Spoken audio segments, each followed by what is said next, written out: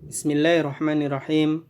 Alhamdulillah wassalatu wassalamu ala Rasulillah wa ala alihi wa man tabi'ahum bi ihsanin ila yaumil qiyamah amma ba'd.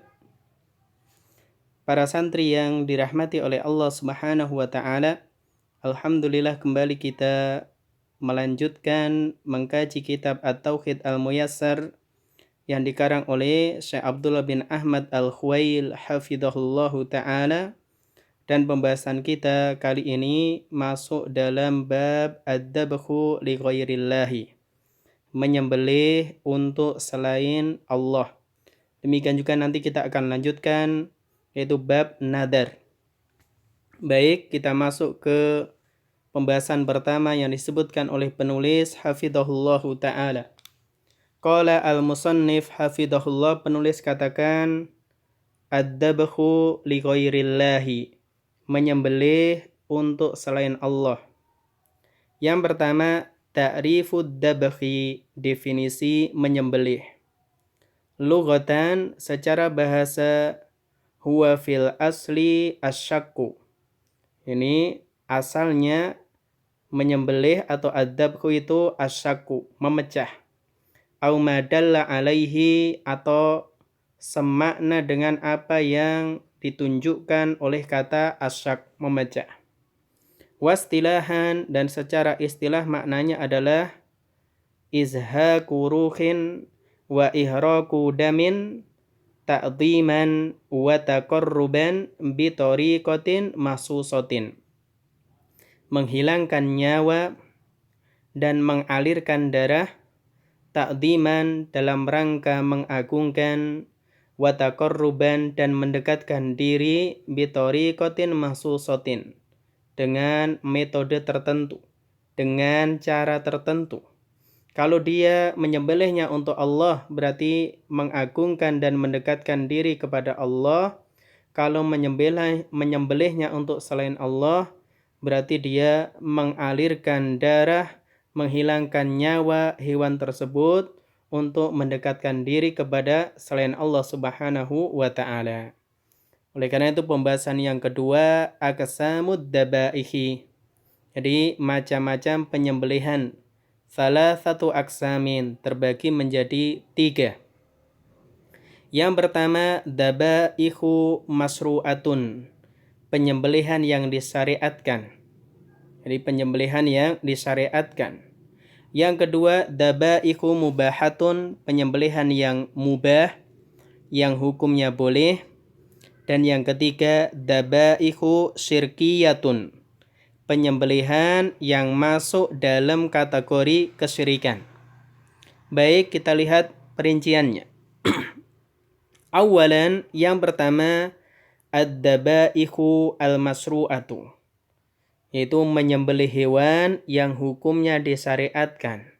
Artinya orang yang melakukannya mendapatkan pahala dari Allah Subhanahu wa ta'ala. Dan Allah perintahkan, mithlu contohnya, al-udhiyatu, udhiyah, yaitu menyembelih hewan kurban.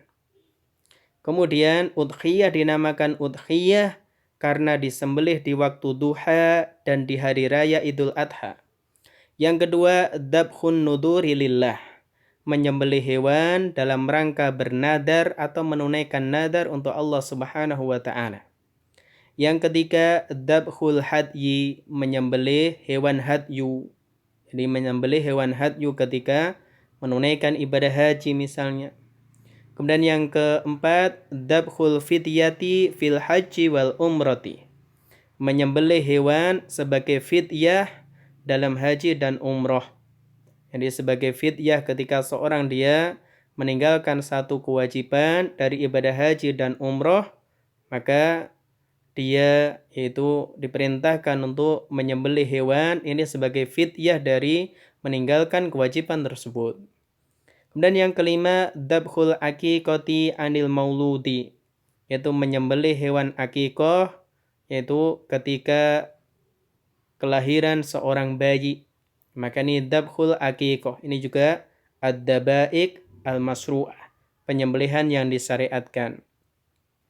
Kemudian yang keenam, dabhun, yaitu menyembelih atau dabhu sodakotin, menyembelih yang ini sedekah yataqarrabu biha ilallah. Tujuannya mendekatkan diri kepada Allah Subhanahu wa taala. Dia sedekah untuk mendekatkan diri kepada Allah. Kemudian yang ketujuh, ad-dabhu li ikramid duyuf, menyembelih untuk memuliakan tamu. Sebagaimana yang dilakukan Nabi Ibrahim alaihissalam ketika yaitu Allah Subhanahu wa taala mengutus malaikat bertamu ke rumah beliau. Allah katakan hal ataka haditsu dhaifi Ibrahim al-mukramin.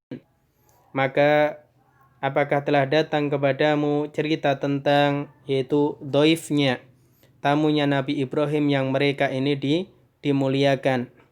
Yang mana Nabi Ibrahim yaitu memuliakan tamunya dengan dihidangkan yaitu daging sapi muda yang gemuk untuk mereka. Kemudian tsaniyan yang kedua, ad-dabaihu al-mubahatu. Penyembelihan yang hukumnya mubah, hukumnya boleh. Mislu contohnya ada dua, dabhul jazzari lil bai'i, yaitu tukang jaga yang dia menyembelih lil bai' untuk dijual dagingnya. Maka ini hukumnya mubah. Atau ad-dabhu lil akli, seorang menyembelih untuk dimakan. Ini seorang menyembelih ayam untuk dikonsumsi sendiri, maka ini hukumnya mubah. Kemudian tsalitsan dabaihu syirkiyatun, penyembelihan yang hukumnya syirik. Contohnya ad-dabhu lil asnami, menyembelih untuk patung, untuk berhala. Maka ini hukumnya haram dan masuk syirkun akbar. Kemudian ad-dabhu lil jinni, menyembelih untuk jin, jin penunggu tempat tertentu atau yang lainnya. Yang ketiga ad-dabhu lil kibabi wal masyahidi wal kuburi, menyembelih untuk yaitu kubah-kubah atau tempat-tempat dan kuburan-kuburan atau tempat-tempat yang diagungkan, yang dianggap keramat. Maka ini juga termasuk dabai syirkiyah. Yang keempat ad-dabhu qabla sukanil baitil jadidi, itu menyembelih sebelum menempati rumah baru, biqasdil hijabi anil jinni, tujuannya supaya terhindar dari gangguan jin. Jadi dia punya keyakinan kalau seorang dia tinggal di rumah yang baru, dia akan diganggu jin, maka untuk terhindar atau melindungi dirinya dari gangguan jin, maka dia menyembelih. Maka ini termasuk kesyirikan karena dia menyembelih untuk selain Allah Subhanahu wa taala. Yang kelima ad-dabhu inda dukhul al-arusaini al-baita, menyembelih ketika dua orang pengantin masuk ke rumah, wa masyuhuma ala damid dabihati, dan melumuri kedua yaitu pengantin tersebut dengan darah hewan sembelihan. Maka ini termasuk kesyirikan. Kemudian yang terakhir yang keenam ad-dabhu lillah, seorang dia menyembelih untuk Allah, walakin akan tapi yadkuru ghairasmallahi alaiha, ketika menyembelih dia menyebut nama selain Allah. Maka keenam contoh ini termasuk di antara dabaik syirkiyah. Baik. Al-khulasatu, kesimpulannya terkait bab ini, ad-dabhu li ghairillah. Al-khulasatu, kesimpulannya kata penulis yang pertama, ad-dabhu ibadatun lillahi, menyembelih itu bentuk peribadahan kepada Allah. La yajuzu sarfuha li ghairillah, karena ibadah maka tidak boleh diberikan kepada selain Allah.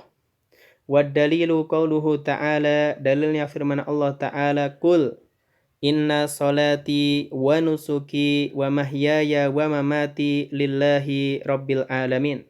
Katakanlah, sesungguhnya salatku, sembelihanku, hidupku, matiku lillah, untuk Allah Rabb semesta alam.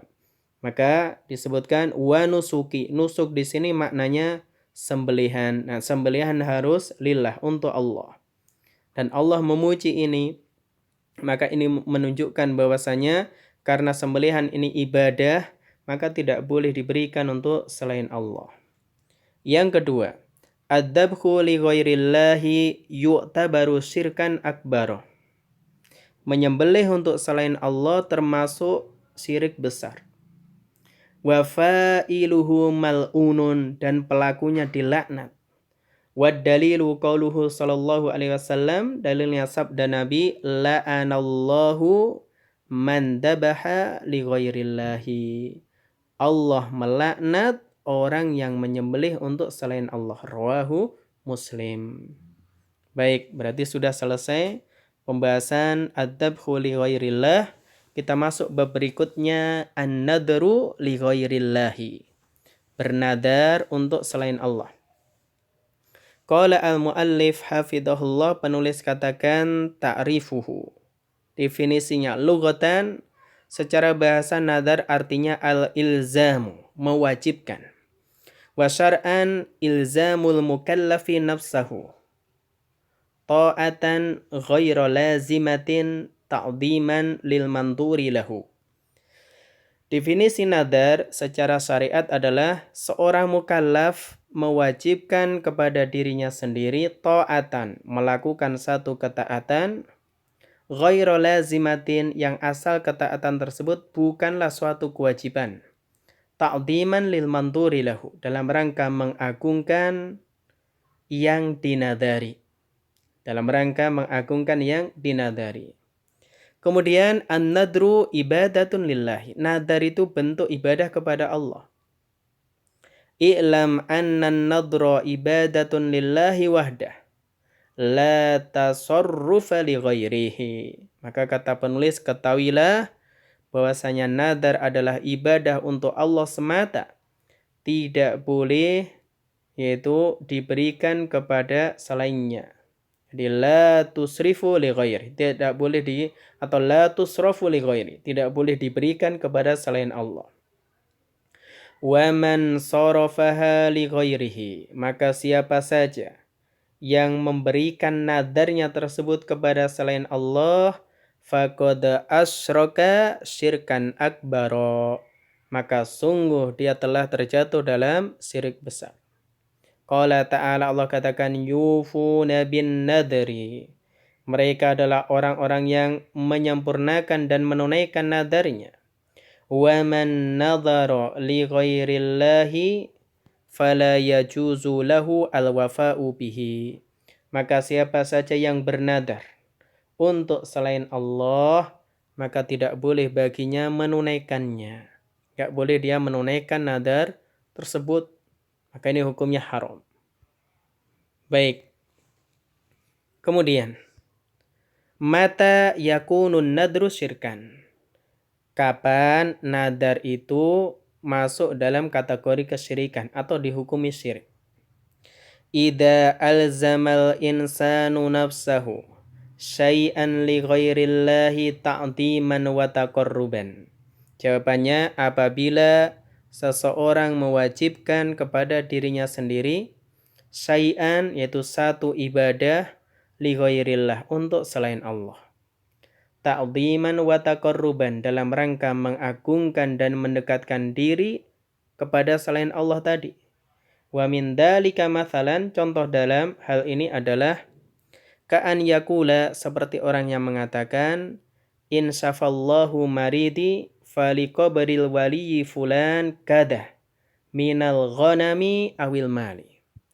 Apabila Allah Subhanahu wa ta'ala menyembuhkan sakitku, maka untuk kuburan wali fulan kada minal ghanam, maka aku akan bernadar menyembelih seekor kambing awil mali, atau aku akan berikan harta yang lain. Maka ini bentuk termasuk nadar kesyirikan. Karena dia mengagungkan yaitu kuburan wali fulan tersebut. Meskipun yang menyembuhkan penyakitnya dia yakini itu Allah Subhanahu wa ta'ala. Kan tapi karena nadar ibadah kemudian diberikan kepada selain Allah dalam rangka mengagungkan dan mendekatkan diri kepada selain Allah, maka ini termasuk kesyirikan. Yang kedua, contohnya, inja'ani mauludun, apabila aku memiliki anak, fasa'ad bahu lil wali fulan inda qabri, saya akan menyembelih untuk wali fulan di dekat kuburnya. Maka dia bernadar menyembelih, tujuannya bukan untuk akikoh anaknya yang baru lahir, akan tapi justru diberikan kepada wali fulan yang sudah meninggal dunia. dia sembelih di kuburannya. Ini termasuk kesyirikan. Yang ketiga, li fulanil waliyyi awil jin alayya nadrun an adbaha thalatha dabaika. Misalkan untuk wali fulan atau untuk jin, saya bernadar untuk menyembelih 3 ekor hewan sembelihan. Ini juga tidak boleh. Yang keempat, an-nadru lil asnam, yaitu bernadar untuk patung, untuk berhala. Yang kelima, an-nadru lisyamsi wal qamari. Seorang dia bernadar untuk matahari atau untuk bulan. Maka ini termasuk di antara bentuk nadar yang syirik. Wallahu a'lam bishawab. Demikian pembahasan kita kali ini. Semoga bermanfaat. Wassalamualaikum warahmatullahi wabarakatuh.